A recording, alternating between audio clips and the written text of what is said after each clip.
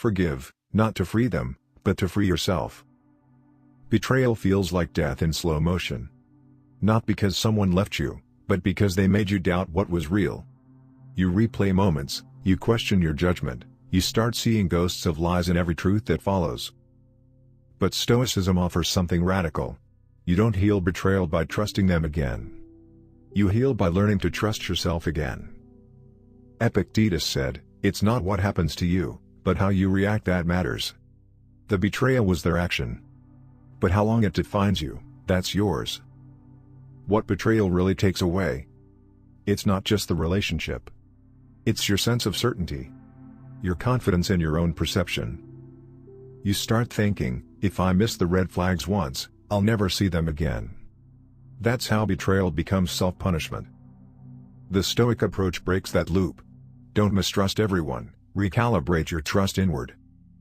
Marcus Aurelius wrote, "If it is endurable, then endure it. Stop complaining." It sounds harsh, but it's liberation.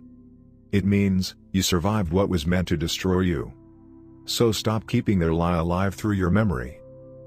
How the Stoic heals from betrayal. 1. Acknowledge the pain without becoming it. You can name what they did without becoming what they made you feel. You can say I was betrayed without turning into I am broken. 2. Redefine forgiveness. Forgiveness doesn't mean they deserve peace. It means you do. You forgive to stop carrying their poison in your bloodstream. You release not to reconnect, but to recover. 3. Rebuild self-trust. Every time you honor your intuition again, you repair what betrayal cracked. Start with small decisions. Believe what your body tells you before your fear interrupts it. That's Stoic healing, not denial, but alignment. 4. Love wisely, not fearfully. Betrayal teaches you to love with eyes open, not heart closed. The Stoic doesn't avoid love, they refine it. They know, love is risk, but so is living without it. Why forgiveness isn't weakness.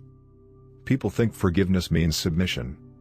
But Stoicism reframes it as strength, because forgiveness requires control over emotion.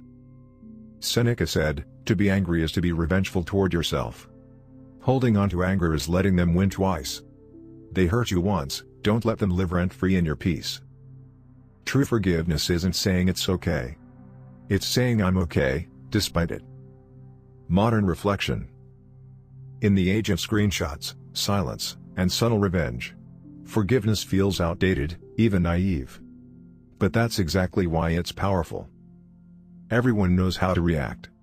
Few know how to rise. Betrayal teaches you two lessons: who they are, and who you refuse to become. The Stoic doesn't erase memory, they extract meaning. They don't delete the past, they detoxify it. Practical Stoic exercise. Write down this sentence. What they did was their lesson. What I do next is mine. Every time bitterness returns, read it aloud. Then breathe, visualize that wound closing, not because it's forgotten, but because it's no longer feeding you.